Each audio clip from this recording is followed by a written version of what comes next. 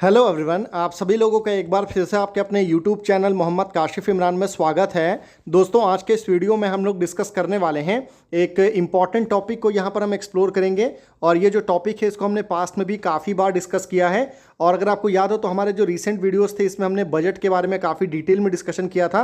Basically budget तो overall हमने discuss किया ही था, साथ ही साथ में हमने बजट में जो है ना बहुत सारी ऐसे ऐसे माइक्रो नीच सेगमेंट हमको यहाँ पर निकल के आया, माइक्रो नीच सेक्टर निकल के आया है जिसमें गवर्नमेंट ने काफ़ी ह्यूज इन्वेस्टमेंट किया है और उसके बारे में ज़्यादा डिस्कशन नहीं हो रहा है। इस वजह से हम यहाँ पर एक एक करके जो है ना इस तरह के वीडियोज़ में आपको सारी इन्फॉर्मेशन जो है वो आपको प्रोवाइड करने वाले हैं। और आज का जो हमारा वीडियो है ये बेसिकली आपको बता दूँ, ओवरऑल जो रेलवे का बजट है वो आपको पता होगा 2,92,000 करोड़ का हमको टोटल बजट रेलवे का देखने को मिला।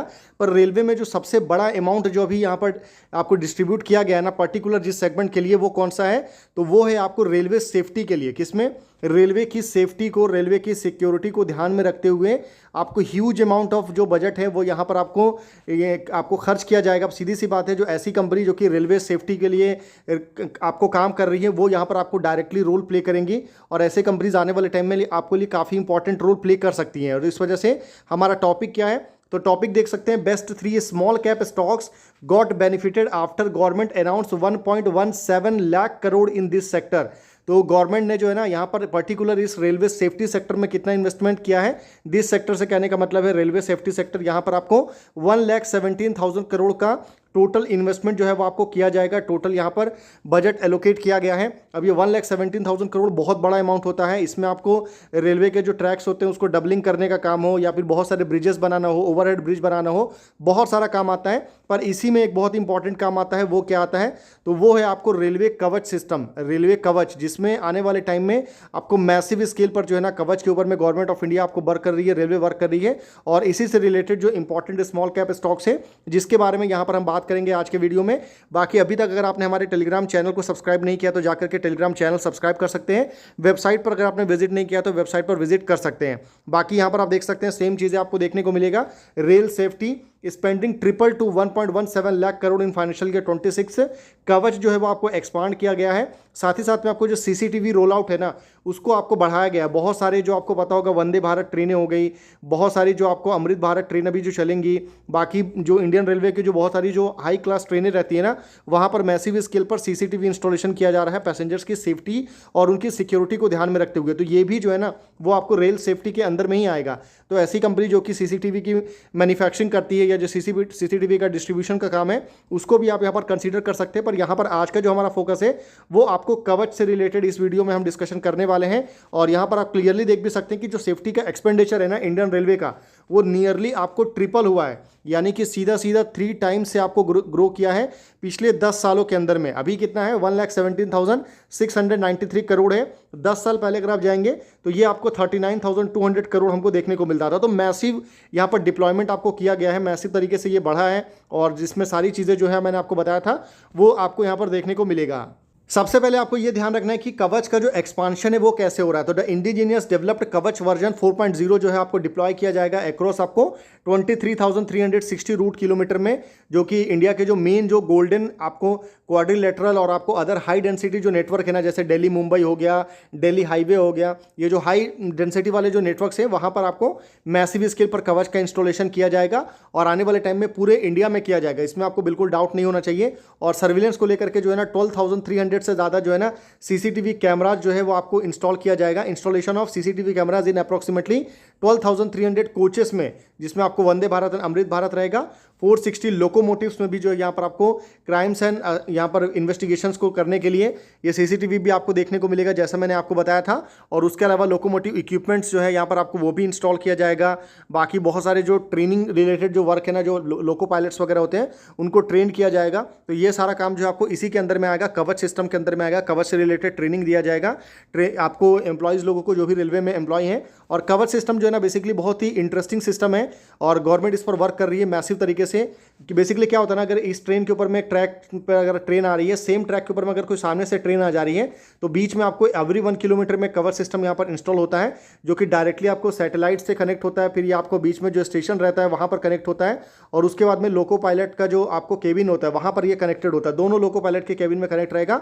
और अगर पायलट नहीं भूल जाता है या पायलट अगर इंटेंशनली भी चाहेगा ना तो ऑटोमेटिकली यहाँ पर आपको ब्रेक अप्लाई हो जाएगा और दोनों ट्रेन आपस में कोलाइड नहीं होंगी और इससे रेलवे का मैसिव स्केल पर जो है ना, जो आपको रेलवे का नुकसान होता है, पैसेंजर का लॉस होता है, आपको बहुत ह्यूज यहाँ पर आपको पता है कि किस मैसिव स्केल पर जब एक्सीडेंट होता है तो क्या क्या नुकसान होता है। तो इन सारी चीज़ों को यहाँ पर कवरअप किया जा सकता है और इसके लिए रेलवे बिल्कुल जीरो टॉलरेंस जो है आपको सेफ्टी में लेकर के आ रही है और इसी में आपको ये कवर सिस्टम इंट्रोड्यूस किया गया है। तो ये काफ़ी इंटरेस्टिंग सिस्टम है और इससे रिलेटेड आपको बहुत सारी कंपनीज है जो इंडिया में आपको वर्क कर रही हैं। हालांकि भी मैसिव स्केल पर जो इंडिया में वर्क है ना, आपको टॉप में अगर आप देखेंगे तो 4-5 कंपनी का ही लिस्ट आपको देखने को मिलेगा। अब अगर मैं नेक्स्ट टॉपिक की बात करूं तो नेक्स्ट टॉपिक में अगर आप चाहते हैं कि बजट में और भी बहुत सारे यहाँ पर आपको बात किया गया, अगर आपको याद हो तो electronic manufacturing services sector particular semiconductor से रिलेटेड जो है ना 40,000 करोड़ का जो है ना आपको इन्वेस्टमेंट का यहाँ पर आपको टारगेट रखा गया था। 40,000 करोड़ बजट एलोकेट किया गया है और इसके बाद आपको जितने भी आपको इलेक्ट्रॉनिक मैन्युफैक्चरिंग सेमीकंडक्टर स्टॉक्स हमको देखने को मिलता था ना, सब में बजट वाले दिन जो है मैसिव रैली हमको देखने को मिला था। तो अगर आप चाहते हैं कि इससे रिलेटेड भी डिस्कशन किया जाए तो सिंपली आप कमेंट में 1 कर सकते हैं। बाकी आप चाहते हैं कि बजट में और भी जो माइक्रो नीच स्टडी है ना उसको हम यहाँ पर कर सकते हैं, उसके लिए सिंपली आपको कमेंट में 1 लिखना है। और जो सेकंड टॉपिक है वो किससे रिलेटेड है, तो ग्रोथ स्टॉक से रिलेटेड, यानी कि बहुत सारे स्मॉल कैप स्टॉक्स हैं, बहुत सारी ऐसी छोटी छोटी कंपनीज है जिन्होंने काफ़ी स्ट्रॉन्ग ग्रोथ प्लान्स आपको सेट किया हुआ है आने वाले टाइम को लेकर के। तो अगर आप चाहते हैं कि उन कंपनीज के जो अपने बिजनेस से रिलेटेड जो भी ग्रोथ प्लान है उससे रिलेटेड डिस्कशन किया जाए तो उसके लिए सिंपली आप कमेंट में 2 लिख सकते हैं। अब चलिए आगे बढ़ते हैं और पहली यहाँ पर स्मॉल कैप कंपनी के बारे में बात करते हैं। तो हमारे इस लिस्ट में जो पहली कंपनी है, कंपनी का नाम है HBL engineering limited. HBL engineering के बारे में मुझे ज़्यादा आपको बताने की जरूरत नहीं है कि कंपनी क्या करती है। तो कंपनी का जो बिजनेस है रेलवे में तो है ही, पर कंपनी का कोर बिजनेस अगर मैं आपको बताऊँ ना तो ये आपको किस में देखने को मिलेगा, तो HBL engineering limited, HBL power system limited पहले इसको जाना जाता था इस नाम से। It's a leading research driven Indian engineering company that specialise batteries and electronic solution for critical infrastructure. Company जो है वो आपको बैटरीज की मैन्युफैक्चरिंग करने का कंपनी आपको मैसिव स्केल पर काम करती है और हैदराबाद में कंपनी का हेडक्वार्टर आपको देखने को मिलेगा। 1977 में ये कंपनी फॉर्म हुई थी और इंडस्ट्रियल बैटरीज वगैरह कंपनी बनाती है जिसमें आपको लेड एसिड से लेकर के निकल कैडमियम बैटरीज वगैरह आपको देखने को मिलेगा। HBL जो है वो आपको it's the second largest global manufacturer of industrial निकल बैटरी। तो आप सोच सकते हैं कि वर्ल्ड की दूसरी सबसे बड़ी ये कंपनी है जो कि निकल बैटरी के हिसाब से, और टेलीकॉम सेक्टर में, आपको डेटा सेंटर इंडस्ट्री में, ऑयल एंड गैस इंडस्ट्री में जो बैटरीज वगैरह है उसको यहाँ पर यूज़ किया जाता है। बाकी स्पेशलाइज कंपनी किसमें है तो लेड टीन प्लेट में आपको स्पेशलिटी देखने को मिलेगा। और उसके अलावा कंपनी का एक सेगमेंट आता है इलेक्ट्रॉनिक सेगमेंट, और इलेक्ट्रॉनिक सेगमेंट के अंदर में ही आता है रेलवे कवच सिस्टम या रेलवे सेफ्टी। और ये जो हाई ग्रोथ वर्टिकल है, क्योंकि HBL इंजीनियरिंग को ऐसा लगता है कि मैनेजमेंट को कि आने वाले टाइम में इस सेगमेंट से कंपनी जो है ना आने वाले टाइम में काफ़ी अच्छा डिलीवर कर सकती है। जो TCAS बोलते हैं, basically train collision avoidance system, secure significant contract from Indian railway worth of 3,700 crore के ऑर्डर जो है वो कंपनी के पास में भी मौजूद है। तो काफ़ी बड़ा ये नंबर है। बाकी सिग्नलिंग से रिलेटेड भी कंपनीज को ऑर्डर आपको यहाँ पर मिल रहा है। बाकी अगर आप देखेंगे तो डिफेंस रिलेटेड का भी काम कंपनी के पास में है, जिसमें आपको इलेक्ट्रॉनिक फ्यूजेस की मैन्युफैक्चरिंग करना हो या आपको इलेक्ट्रिक ड्राइव ट्रेन्स वगैरह हो, ये सारा काम भी आपको यहाँ पर कंपनी कर रही है। बिजनेस मॉडल अगर आप देखेंगे तो क्लियरली कंपनी का जो बिजनेस मॉडल है वो मेनली आपको B2B देखने को मिलता है, क्योंकि B2C डायरेक्टली कंपनी के जो बैटरीज है या जो डायरेक्टली जो कवच सिस्टम वगैरह है ना, ये आपको इंडिविजुअल किसी को नहीं चाहिए रहता है, क्योंकि कवच सिस्टम अगर किसी को खरीदना है तो कौन खरीदेगा, तो वो इंडिया में एक ही कस्टमर है और वो है इंडियन रेलवे, और रेलवे को बेचने का कंपनी काम करती है, इसलिए B2B आपको देखने को मिलेगा, B2C यहाँ पर नहीं है।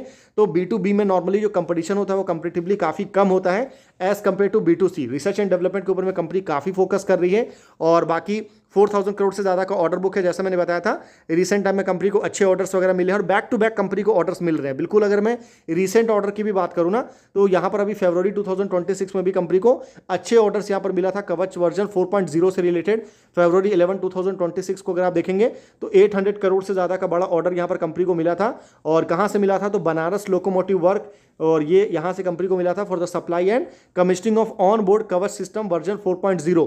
ये आप यहाँ पर क्लियरली देख सकते हैं। ऑपरेशनल स्कोप्स वगैरह भी कंपनी के पास में काफ़ी अच्छा है। बाकी फाइनेंशियल इंपैक्ट वगैरह भी कंपनी का काफ़ी अच्छा हुआ है। रिसेंट क्वार्टर कंपनी के लिए काफ़ी ज़बरदस्त रहा था, क्योंकि कंपनी के रेवेन्यू और प्रॉफिट में हमको शानदार ग्रोथ देखने को मिला। देखिए वहीं कंपनी के जो मैनेजमेंट है ना, उनको ऐसा क्लियरली लगता है कि जो ये कवच वर्जन है 4.0, यहाँ पर कंपनी क्योंकि फर्स्ट मूवर एडवांटेज है, इंडिया में बहुत लिमिटेड कंपनी है जो कि यहाँ पर कवच सिस्टम से रिलेटेड आपको वर्क कर रही है, तो कंपनी के पास में एक बड़ा फर्स्ट मूवर एडवांटेज है। और इसका जो टोटल मार्केट है ना, वो यहाँ पर एस्टिमेशन निकल के आ रहा है 30,000 करोड़, तो बहुत बड़ा नंबर है। और इसमें कंपनी लीड करती है, लीडिंग पोजीशन में है। तो ये भी एक बड़ा इंपॉर्टेंट पॉइंट है जिसको आप कंसीडर कर सकते हैं। बाकी एचबीएल इंजीनियरिंग, जैसे मैंने बताया था कि कंपनी का टारगेट है कि by the end of financial year 2030 company यहाँ पर आपको 45 बिलियन रुपीज़ का जो है ना, यहाँ पर आप एक तरीके से बोल सकते हैं कि रेवेन्यू का जो है कंपनी टारगेट लेकर के चल रही है और ये काफ़ी बड़ा नंबर होगा। बाकी कवच सिस्टम से रिलेटेड अगर आप देखेंगे तो कंपनी के मैनेजमेंट को लगता है कि आने वाले फाइनेंशियल ईयर 26 में कंपनी सिर्फ कवच से रिलेटेड जो है ना 1880 करोड़ का रेवेन्यू जनरेट करेगी। फाइनेंशियल ईयर 27 में 1900 करोड़ के रेवेन्यू का जो है वो कंपनी ने यहाँ पर आपको टारगेट सेट किया है। हालांकि इलेक्ट्रॉनिक फ्यूजेस में देखेंगे तो जैसा मैंने आपको बताया था कि सेकंड लार्जेस्ट बिजनेस है कंपनी का, जहाँ से कंपनी को रेवेन्यू अभी आता है करंटली। इलेक्ट्रिक मोबिलिटी में भी कंपनी काफ़ी अच्छा कर रही है और कंपनी जो हैवी ट्रक्स वगैरह है ना, इलेक्ट्रिक व्हीकल वाले जो ट्रक्स वगैरह होते हैं उसके लिए कंपनी ने कोचिन शिपयार्ड के साथ में जॉइंट वेंचर भी आपको किया हुआ है।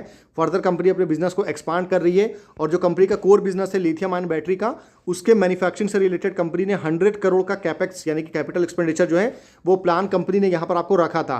बाकी अगर आप देखेंगे तो एक्सपोर्ट के ऊपर में भी कंपनी का फोकस है। अपने बिजनेस को कंपनी इंडिया से बाहर लेकर के जा रही है और अलग अलग कंट्रीज में इंटरनेशनल मार्केट में कंपनी फर्दर एक्सपोर्ट कर रही है और नीच मार्केट में भी कंपनी का काफ़ी फोकस है। जैसे मैंने बताया था वर्ल्ड की नंबर 2 कंपनी है आपको पर्टिकुलर आपको ये निकल बैटरी के मामले में, और वो पोजीशन कंपनी मेंटेन करके रखना चाहती है। रिसर्च एंड डेवलपमेंट पे काफ़ी फोकस है।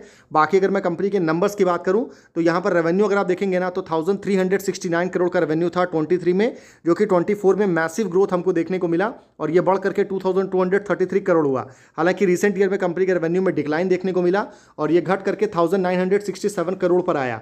तो ओवरऑल अगर आप देखेंगे तो कंपनी के रेवेन्यू में यहाँ पर जो ग्रोथ है ना वो तो मैसिव ग्रोथ है, मतलब सीधा सीधा आपको 63% से ग्रोथ देखने को मिला। पर अभी रिसेंट ईयर में कंपनी के रेवेन्यू में हमको 12% का डिक्लाइन देखने को मिला था और इसके पीछे बहुत सारे रीजंस थे। मेन रीजन अगर आप बोलेंगे तो कंपनी का जो ऑर्डर्स तो मिल रहे हैं पर ऑर्डर का एग्जीक्यूशंस में प्रॉब्लम आ रहा है, जो आप इसको कंसीडर कर सकते हैं। बाकी नेट प्रॉफिट की अगर मैं बात करूं तो प्रॉफिट जो है ना वो 98 करोड़ से 280 करोड़ और 280 करोड़ से 276 करोड़। हालांकि जिस स्पीड से कंपनी का रेवेन्यू डिक्लाइन हुआ था ना उस स्पीड से आपको कंपनी के प्रॉफिट में डिक्लाइन देखने को नहीं मिल रहा है। उसके पीछे रीजन क्या है? तो उसके पीछे जो सबसे बड़ा रीजन है कंपनी के मार्जिन्स, क्योंकि पहले कंपनी का मार्जिन आपको 19% था, अभी कंपनी का जो मार्जिन है वो आपको 20% पर है। तो अच्छे मार्जिन से और इसकी वजह से कंपनी का जो नेट प्रॉफिट है वो आपको काफ़ी इंप्रेसिव देखने को मिल रहा है। वहीं अगर मैं वैल्यूएशन की बात करूं तो कंपनी वैल्यूएशन के हिसाब से फेयरली वैल्यूएशन पर अवेलेबल है। पेग रेशियो के हिसाब से तो ये बिल्कुल आपको अंडर वैल्यू देखने को मिलेगा। वहीं अगर मैं फर्दर फंडामेंटल की बात करूं तो मार्केट कैप आपको 21,000 करोड़ है और ROE एंड ROC इंप्रेसिव है 20 एंड 27%। डेट कंपनी के ऊपर में ओनली 87 करोड़ है। रिजर्व अगर आप देखेंगे तो 1900 करोड़ से ज़्यादा का रिजर्व आपको देखने को मिलेगा, तो कोई दिक्कत की बात नहीं है। डेट टू इक्विटी आपको बिल्कुल 0.04 है, तो ये एक अच्छा पॉजिटिव पॉइंट है जिसको आप कंसीडर कर सकते हैं। वहीं अगर मैं शेयर होल्डिंग पैटर्न की बात करूं तो प्रमोटर के पास में अप्रॉक्सीमेटली 60% की होल्डिंग आपको देखने को मिलेगा। वहीं अगर मैं FII की बात करूं तो FII की होल्डिंग रिसेंट क्वार्टर में थोड़ा सा डाइल्यूट हुआ है। वहीं अगर मैं म्यूचुअल फंड की बात करूं तो म्यूचुअल फंड की होल्डिंग थोड़ी सी बढ़ी है, पर ओवरऑल जो पब्लिक की होल्डिंग है वो भी थोड़ा सा बढ़ा है और 34% के आसपास होल्डिंग देखने को मिलेगा। तो कोई बहुत ज़्यादा strong holding share holding pattern आप इसको कंसीडर नहीं कर सकते हैं, हालांकि कोई बहुत वीक भी नहीं है। तो ये ओवरऑल आपको यहाँ पर शेयर होल्डिंग पैटर्न देखने को मिलेगा। ये आपको पहली कंपनी हो गई। अब चलिए सेकंड कंपनी की बात करते हैं जो कि काफ़ी ज़्यादा छोटी है साइज में। कंपनी का नाम क्या है? तो कंपनी का नाम है Concord control system limited. Concord control system की अगर मैं बात करूँ ना तो इस कंपनी ने पास्ट में जो है अपने इन्वेस्टर को मैसिव रिटर्न्स जो है अपने इन्वेस्टर को बना करके दिया है। और कॉनकॉर्ड में जो है ना आपको बहुत सारे, अगर आप इंडियन स्टॉक मार्केट में जो रिनोड इन्वेस्टर है ना, जो जिनको हम एस इन्वेस्टर बोलते हैं, वो आपको यहाँ पर देखने को मिलेंगे। बहुत सारे बड़े बड़े नाम हैं, लाइक आपको आशीष कचोलिया जी जैसे जो है नाम यहाँ पर आपको देखने को मिलेगा। इस कंपनी में 2400 करोड़ के मार्केट कैप वाली ये कंपनी है, तो करेंटली साइज में काफ़ी ज़्यादा छोटी कंपनी है। कंपनी करती क्या है? तो ये मेनली जो है ना आपको इंडियन रेलवेज के लिए जो है ना इलेक्ट्रिकल और इलेक्ट्रॉनिक्स, इसमें मेनली आपको यही कवर सिस्टम रिलेटेड वगैरह आता है, वो कंपनी आपको मैन्युफैक्चरिंग करती है। कंपनी ने यहाँ पर आपको क्लियरली अबाउट अस वाले सेगमेंट में बताया भी है कि the company started operation by producing and supplying coach related and electrification product tailored for Indian Railway and its contractor. Subsequently, it has transformed into a deep research-backed railway solution and technology player who understand on-ground railway problem. तो railway का जो भी problem रहता है safety से related, superior quality से related, वो सारी कंपनी यहाँ पर आपको ऑफर करती है। इंडियन रेलवे को मॉडर्नाइजेशन के ऊपर में वर्क कर रही है, रिसर्च एंड डेवलपमेंट कंपनी करती है। बाकी कंपनी का जो मैन्युफैक्चरिंग प्लांट है वो कहाँ कहाँ पर है? तो टोटल 3 प्लांट आपको देखने को मिलेगा।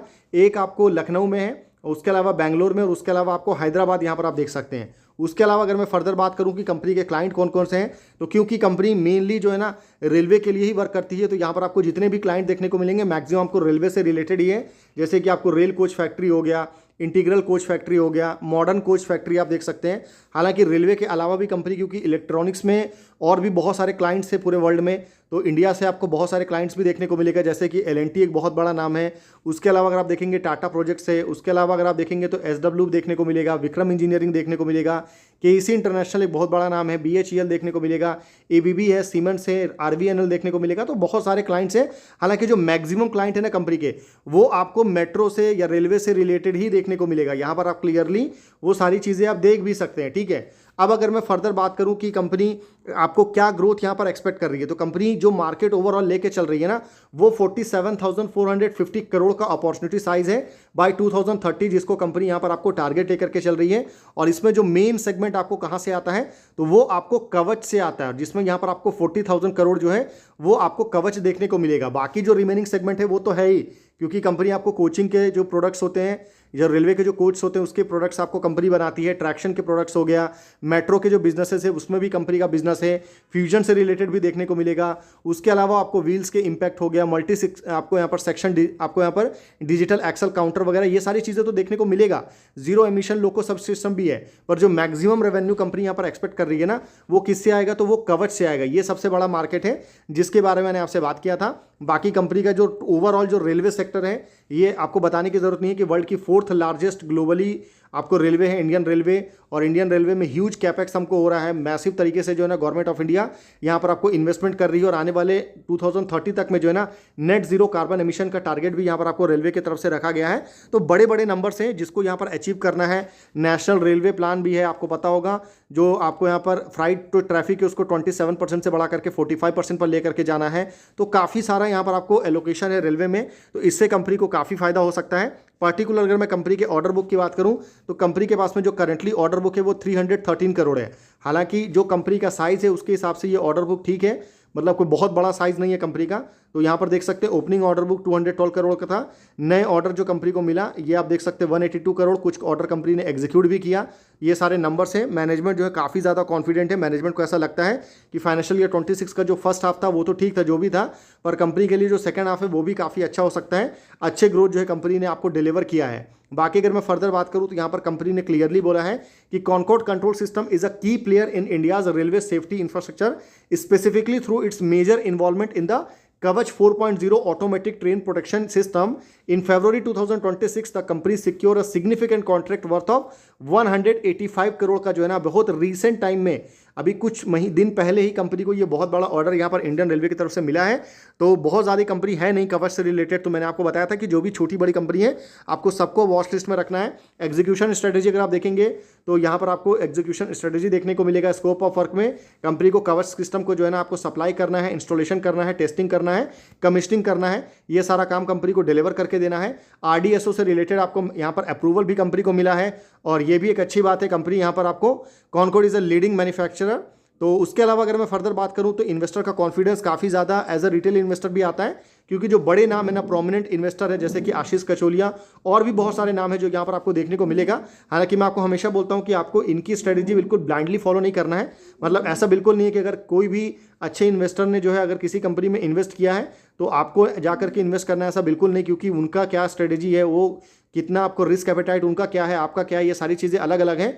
तो उसके बेसिस पर आपको डिसीजन नहीं बनाना है, आपको अपनी प्लानिंग जो है अपने हिसाब से करना है। और उसके अलावा जीरो एमिशन प्रोपल्जन के ऊपर में भी कंपनी यहाँ पर आपको वर्क कर रही है। इलेक्ट्रॉनिक मैन्युफैक्चरिंग सर्विसेज भी कंपनी यहाँ पर आपको ऑफर करती है, और मेट्रो रेल सॉल्यूशंस भी आपको प्रोवाइड करती है। मेट्रो से रिलेटेड भी जो है ना टेक्नोलॉजिकल डाइवर्सिफिकेशन आपको देखने को मिलेगा। रिसर्च एंड डेवलपमेंट में कंपनी काफ़ी वर्क कर रही है, और कंपनी के पास में खुद के 110 से ज़्यादा जो है ना रिसर्च एंड डेवलपमेंट इंजीनियर्स भी हैं जो यहाँ पर कंटिन्यूसली रिसर्च एंड डेवलपमेंट में वर्क करते हैं। और कैपिटल इन्फ्यूजन भी देखने को मिला है 50 करोड़ का। कंपनी यहाँ पर आपको प्रेफरेंशियल इशू भी यहाँ पर अप्रूव किया है, और ये जो फंड कंपनी रेज कर रही है इसको फर्दर वर्किंग कैपिटल और फर्दर एक्विजिशंस वगैरह में इसको कंपनी यूज़ करेगी।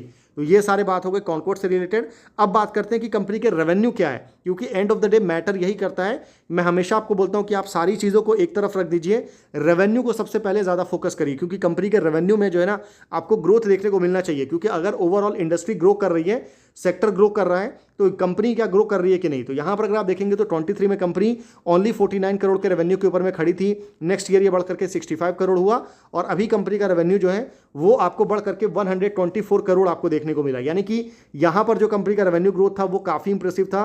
33% का ग्रोथ देखने को मिला। यहाँ पर तो अप्रॉक्सीमेटली डबल हो गया कंपनी का रेवेन्यू, और एग्जैक्ट नंबर देखेंगे तो 90% का ग्रोथ कंपनी ने डिलीवर किया, और स्मॉल कैप के पॉइंट ऑफ व्यू से काफ़ी अच्छे नंबर्स हैं। वहीं ऐसा नहीं है कि सिर्फ रेवेन्यू ग्रो किया है, कंपनी के नेट प्रॉफिट में भी आपको ग्रोथ देखने को मिलेगा, जो कि 5 करोड़ से 13 करोड़ और 13 करोड़ से आपको 23 करोड़ के ऊपर में है। मार्जिन आपको 23-24% के मार्जिन है, जो कि अच्छे मार्जिन है, क्योंकि अगर आप एचबीएल के मार्जिन देखेंगे ना तो 20% के मार्जिन है। हालांकि एचबीएल का जो बिजनेस है वो काफ़ी डाइवर्सिफाई है। एचबीएल इंजीनियरिंग आपको कवच में तो वर्क करती है, साथ ही साथ कंपनी आपको जो मैंने बताया था कि बैटरीज में कंपनी का बिजनेस जो है वो काफ़ी ज़्यादा है, तो उसको आपको ध्यान में रखना है। बाकी कॉनकॉर्ड के वैल्यूएशन की अगर मैं बात करूं तो स्टॉक आपको काफ़ी ज़्यादा ओवर वैल्यू देखने को मिलेगा एज पर पी। वहीं पेग रेशियो के हिसाब से स्टॉक आपको अंडर वैल्यू है। वहीं अगर मैं फंडामेंटल की बात करूं तो मार्केट कैप बिल्कुल 2500 करोड़ का मार्केट कैप है। आरओई एंड आरओसी जो है वो आपको 27 एंड 36% है। काफ़ी ज़्यादा इंप्रेसिव आपको आरओई एंड आरओसी देखने को मिलेगा। डेट की अगर मैं बात करूं तो कंपनी के ऊपर में ओनली 18 करोड़ का डेट है। हालांकि जो रिजर्व है वो आपको 132 करोड़ का रिजर्व देखने को मिलेगा। डेट टू इक्विटी बिल्कुल कंट्रोल में है, कोई दिक्कत की बात नहीं है। वहीं अगर आप शेयर होल्डिंग पैटर्न पर आएंगे तो प्रमोटर के पास में काफ़ी ज़्यादा स्ट्रॉन्ग होल्डिंग है। हालांकि रिसेंट क्वार्टर में थोड़ी सी होल्डिंग जो है प्रमोटर की डाइल्यूट हुई है। अगर मैं एफआईआई की बात करूं तो बिल्कुल नेग्लिजिबल है, और म्यूचुअल फंड की भी होल्डिंग यहाँ पर कोई बहुत ज़्यादा नहीं है, आपको बिल्कुल 0.23 है, तो नेग्लिजिबल होल्डिंग आप इसको कंसीडर कर सकते हैं। वहीं पब्लिक की जो होल्डिंग है वो आपको 32% देखने को मिलेगा। तो ये ओवरऑल यहाँ पर आपको शेयर होल्डिंग पैटर्न है आपको कॉनकॉर्ड का, तो इसको आप ध्यान में रखिएगा। तो बाकी जो छोटी छोटी कंपनीज होती है वहाँ पर इंस्टीट्यूशन को बहुत ज़्यादा रोल प्ले नहीं करते हैं। हालांकि यहाँ पर जो पब्लिक की होल्डिंग है इसमें बहुत सारे मुकुल अग्रवाल और आपको बड़े बड़े नाम जो है ना वो यहाँ पर आपको देखने को जरूर मिलेगा, तो आप जाकर के उसको एक बार चेकलिस्ट जरूर कर सकते हैं, चेक कर सकते हैं। देखिए अगली जो यहाँ पर तीसरी कंपनी है हमारे इस लिस्ट में, कंपनी का नाम क्या है, तो कंपनी का नाम है RailTel corporation of India limited. हालांकि आपको बता दूं कि एक और बहुत ज़्यादा छोटी कंपनी है, कंपनी का नाम क्या है, तो कंपनी का नाम है कर्नेक्स माइक्रो सिस्टम। आप इस कंपनी को भी फर्दर स्टडी कर सकते हैं, पर कर्नेक्स माइक्रो सिस्टम के जो फंडामेंटल्स है ना वो काफ़ी ज़्यादा वीक है। कंपनी ने रीसेंट क्वार्टर में अच्छे नंबर्स वगैरह डिलीवर किया है, लेकिन अभी भी फंडामेंटल में बहुत सारे नेगेटिव पॉइंट आपको देखने को मिलेगा। इस वजह से हमने कर्नेक्स माइक्रो सिस्टम को यहाँ पर डिस्कशन में इंक्लूड नहीं किया है। हमने यहाँ पर डिस्कशन में इंक्लूड किया है RailTel corporation of India limited को। 10,000 करोड़ के आसपास का मार्केट कैप है इस कंपनी का, और ये कंपनी का भी जो बिजनेस है ना वो प्योरली आपको रेलवे से रिलेटेड ही देखने को मिलेगा। हालांकि बिजनेस जो है वो काफ़ी डाइवर्सिफाई है। अगर आप देखेंगे कंपनी आपको क्या क्या ऑफर करती है, तो यहाँ पर आपको कंपनी जो है ना आपको यहाँ पर पैन इंडिया प्रेजेंस आपको देखने को मिलेगा। नेटवर्क इंफ्रास्ट्रक्चर कंपनी आपको ऑफर करती है। डेटा सेंटर इंडस्ट्री में कंपनी का बिजनेस है। सिस्टम इंटीग्रेशन देखने को मिलेगा। क्रिटिकल इंफ्रास्ट्रक्चर पर कंपनी आपको वर्क करती है। काफ़ी ब्रॉडबैंड रिलेटेड जो सर्विसेज वगैरह होती है वो कंपनी आपको ऑफर करती है। मेनली 3 सेगमेंट है जहां पर कंपनी का बिजनेस आप इसको कंसीडर कर सकते हैं। पहला जो कोर बिजनेस है वो आपको टेलीकॉम सर्विसेज देखने को मिलेगा, और ये जो सारा टेलीकॉम सर्विस है ना जिसमें आपको वीपीएन हो गया, इंटरनेट बैंडविड्थ हो गया, टावर आपको कोलोकेशंस वगैरह हो गया, ये सारा काम आपको देखने को मिलेगा। उसके अलावा जो डेटा सेंटर इंडस्ट्री में कंपनी काफ़ी अच्छा वर्क कर रही है। बाकी बड़े बड़े प्रोजेक्ट्स भी कंपनी ने आपको कंप्लीट किया है। टनल का कम्युनिकेशन हो गया, स्मार्ट सिटी हो गया, बायोमेट्रिक सिस्टम एग्जाम्स वगैरह जो यूज़ किया जाता है, इंटरनेशनल प्रोजेक्ट्स वगैरह भी जो है, डिजिटल सर्विसेज वगैरह, तो ये सारे कंपनी ने आपको डिलीवर किया है। तो ये रेलटेल का सर्विस पोर्टफोलियो है। बाकी अगर आप कंपनी के कस्टमर देखेंगे तो ऑब्वियसली सबसे जो बड़ा पॉजिटिव पॉइंट यहाँ पर आपको रेलटेल के केस में आता है ना कि कंपनी का बिजनेस भी डाइवर्सिफाई है और कंपनी के क्लाइंट्स भी काफ़ी डाइवर्सिफाई है। तो किसी एक पर्टिकुलर क्लाइंट के ऊपर में, किसी एक बिजनेस पर कंपनी की डिपेंडेंसी बहुत ज़्यादा नहीं है। अगर आप पर्टिकुलर सेंट्रल गवर्नमेंट देखेंगे तो यहाँ पर आपको रेलवे मिनिस्ट्री, तो ऑब्वियसली बहुत बड़ा ऑर्डर यहाँ पर कंपनी को मिलता है रेलवे से। बाकी आपको डीआरडीओ भी देखने को मिलेगा, एयरफोर्स भी देखने को मिलेगा। कोल सेगमेंट देखेंगे तो कोल इंडिया से लेकर के एनसीएल से लेकर के एसईसीएल, ईसीएल। बाकी अगर आप यहाँ पर ओटीटी या फिर टेलीकम्युनिकेशन से देखेंगे तो यहाँ पर आपको एयरटेल, बीएसएनएल देखने को मिलेगा, आइडिया है, वीआई है। और फर्दर अगर आप पीएसयू देखेंगे तो काफ़ी बड़े बड़े पीएसयूज हैं भी, आपको आरवीएनएल से लेकर के एचपी से लेकर के ओएनजीसी है, ये सारे क्लाइंट्स है। बाकी स्टेट गवर्नमेंट्स भी कंपनी के क्लाइंट्स में है। बैंक्स एंड फाइनेंशियल जो इंस्टीट्यूट होते हैं ना उनको भी काफ़ी सारे जो सर्विसेज वगैरह हैं वो कंपनी आपको ऑफर करती है। तो ये एक बहुत बड़ा पॉजिटिव पॉइंट है। और कंपनी मेनली इंडियन रेलवेज के लिए क्या काम करती है, तो जैसा मैंने आपको बताया था कि टेलीकॉम सर्विसेज कंपनी ऑफर करती है रेलवे को, और बाकी यहाँ पर आईसीटी सर्विसेज आपको देखने को मिलेगा। बाकी जो सबसे बड़ा सेगमेंट आता है ना सिग्नलिंग एंड टेलीकम्युनिकेशन प्रोजेक्ट का, सिग्नलिंग का काम जो कंपनी करती है जिसमें आपको वीडियो सर्विलेंस हो गया, टनल कम्युनिकेशन हो गया। कवच जो है कंपनी ने मैसिव स्केल पर अभी 500 किलोमीटर से ज़्यादा का जो है ना ईस्ट सेंट्रल रेलवे में कंपनी ने कवच का काम आपको किया हुआ है। तो कवच से रिलेटेड वर्क आने वाले टाइम में और भी कंपनी को ऑर्डर्स मिल सकते हैं, कंपनी को ऑर्डर मिल भी रहा है। तो ये रेलटेल के केस में एक बड़ा पॉजिटिव पॉइंट है जिसको यहाँ पर आप कंसीडर कर सकते हैं। बाकी अगर मैं बात करूँ तो कंपनी फर्दर इंटरनेशनल लेवल पर अपने बिजनेस को लेकर के जा रही है। साउथ अफ्रीका में कंपनी ने एमओयू वगैरह जो है अलग अलग कंपनीज के साथ में साइन किया है। डेटा सेंटर वर्क जो है कंपनी का इथियोपिया में आपको देखने को मिलेगा। आपको यहाँ पर foreign affairs ministry of data centre for ministry of foreign affairs Ethiopia के लिए कंपनी यहाँ पर आपको वर्क करते हुए देखने को मिल रही है। बाकी अगर आप देखेंगे रेलटेल का ऑर्डर बुक, हालांकि ये जो नंबर से 7018 करोड़, ये थोड़ा सा आपको पुराने ऑर्डर से, तो ध्यान रखिएगा। लेटेस्ट ऑर्डर भी मैं आपको बताऊंगा, पर यहां पर अगर आप देखेंगे ना 7018 करोड़ के जो ऑर्डर्स है वो काफ़ी ज़्यादा डाइवर्सिफाई है। मतलब स्टेट गवर्नमेंट से भी ऑर्डर कंपनी को काफ़ी सारे मिल रहे हैं, गवर्नमेंट से रिलेटेड भी अगर आप देखेंगे तो अच्छे ऑर्डर्स हैं। इंडियन रेलवे से कंपनी को 2000 करोड़ से ज़्यादा के ऑर्डर्स कंपनी के पास में है। बाकी रेलवे पीएसयू हो गया, प्राइवेट इंटरप्राइजेज हो गया, CPSUs वगैरह भी, तो सबसे ऑर्डर्स कंपनी को मिल रहा है। तो ऑर्डर कंसंट्रेशन जो है किसी एक के ऊपर में कोई बहुत ज़्यादा नहीं है।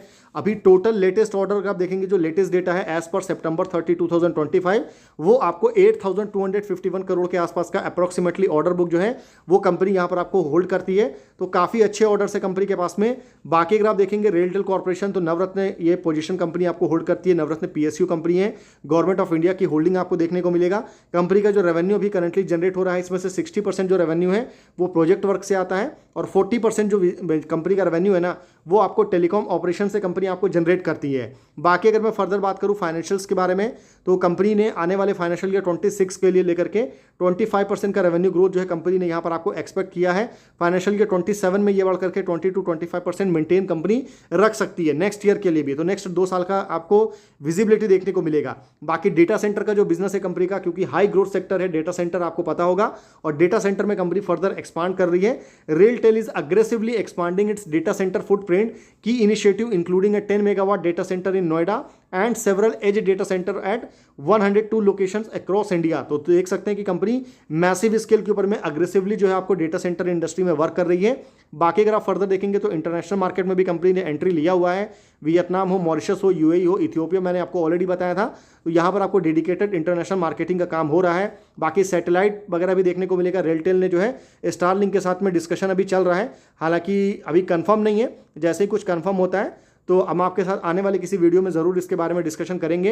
एडवांस रेलवे टेक्नोलॉजी, जो मैंने आपको बताया था कि कंपनी कवच सिस्टम के ऊपर में जो है ना काफ़ी अग्रेसिव तरीके से यहाँ पर आपको वर्क कर रही है।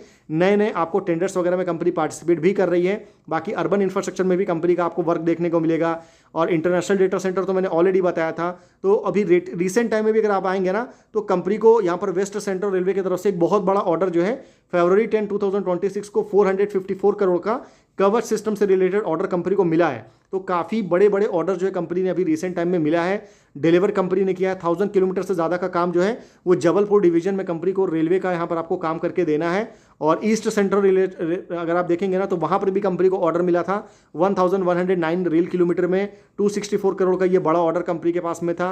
बाकी अगर आप देखेंगे तो ट्रैक का भी जो इंफ्रास्ट्रक्चर का काम है ना, इंस्टॉलेशन करना कवच इक्विपमेंट को ट्रैक के ऊपर में जो इंस्टॉलेशन का काम होता है वो भी कंपनी आपको डिलीवर करके देगी। तो ये बात हो गया रेलटेल के पूरे बिजनेस के बारे में। अब चलिए बात करते हैं कि कंपनी का रेवेन्यू कैसा है। तो रेवेन्यू के ऊपर अगर आप आएंगे तो 23 में कंपनी ने 1957 करोड़ का रेवेन्यू जनरेट किया था। नेक्स्ट ईयर ये आपको बढ़कर के 2568 करोड़ हुआ।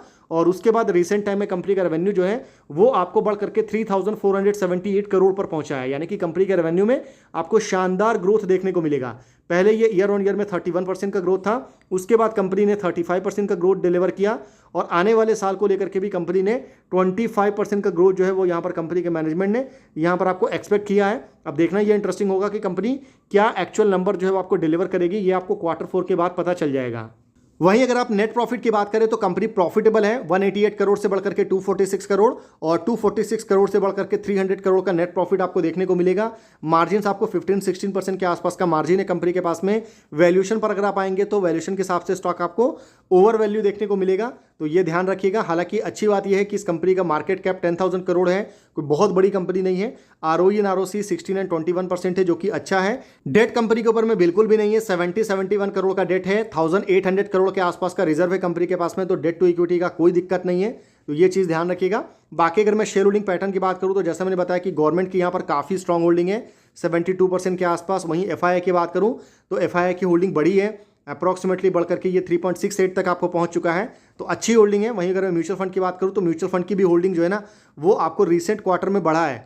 तो थोड़ी सी बढ़ी है, मतलब 0.06% से ये बढ़ा है। और अगर मैं FII की बात करूं तो ये आपको 0.14 से यहाँ पर आपको FII की होल्डिंग बढ़ी है। तो कोई मैसिव बाइंग नहीं है, लेकिन अच्छी बात है कि इंस्टीट्यूशन ने कॉन्फिडेंस दिखाया है, क्योंकि प्रमोटर की यहाँ पर खुद इतनी ज़्यादा स्ट्रॉन्ग होल्डिंग है कि यहाँ पर ज़्यादा इंस्टीट्यूशन के लिए बचता नहीं है। बाकी जो रिमेनिंग शेयर है पब्लिक के पास में, और ये आपको घटा है क्योंकि FIDI ने खरीदा है। तो किससे खरीदा है? तो पब्लिक से खरीदा है। तो ये ओवरऑल रेलटेल के नंबर्स आपको देखने को मिलेगा।